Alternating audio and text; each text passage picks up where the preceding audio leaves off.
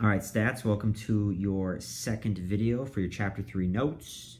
We're going to look at page 87 here, just do a few of these. So which of these variables is least likely to have a normal distribution? It's got to be A, that's going to be skewed. Because we're talking about pythons and pine trees, it's the same type of thing. We would expect a nice symmetrical scattering, so that's why B and C are okay.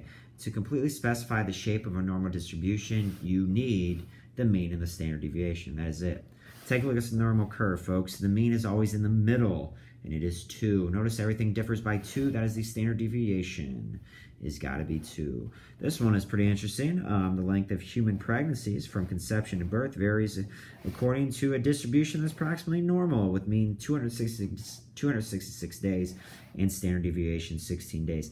95% of all pregnancies. Remember, 95% if we're using the 68, 95, 99, 7. 95 would be 2 standard deviations. So you just add and subtract 2 standard deviations, which in that case would be 32 days. Mrs. Yak would not like to be pregnant 298 days. That is essentially 10 months. All right. We're actually going to do 320 at the end of class on Friday. So let's skip that right there. And let's take a look at 321. This is also true. This is what's cool about normal approximation. A lot of things are approximately normal. The scores of adults on an IQ test are approximately normal, with mean 100 and standard deviation 15. Sometimes it varies 15 to 16. Corinne scores a 118 on the test. What is her z-score? There it is. Just do 118 minus 100 divided by 15. That is 1.20. So the proportion of observations from a standard normal distribution that takes values less than that, I'll just go, not less than that, less than 1.15, I'm sorry. So that's just a different example, not 1.2. We're not using 3.21. Anyway, less than 1.15, go to your Z table. It's very important to know how to read that. Go to 1.15. So that's 87.49. So less than, that is exactly the answer. You don't subtract from 1.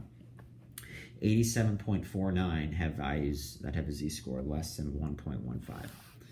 The proportion of observations from a standard normal distribution that takes values larger than that, again, you would be underperforming in most cases if you have a negative z-score. So if I want to do better than something that's below average, I have a better chance of doing that, right? So I'm going to look up negative 0.75. Negative 0.7, go all the way to 5. What is that, the 2266? That is, because I want to be bigger than that, you need to subtract it from 1. So 7734. It makes sense, like 77.34% chance of doing better than below average. Anyway, let's go back to Corinne there. If you score 118, she scores higher than what? Scoring higher than what? That is your percentile, okay? So her z-score was 1.20.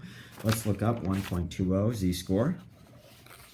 1.20 is literally right there, 88.49. So her percentile would be 88.49. So I was wrong because I was thinking about what top. She'd be in the top 12% or top 88%. Okay, and then actually, folks, I think we're going to finish the rest tomorrow. So make sure you have those great notes.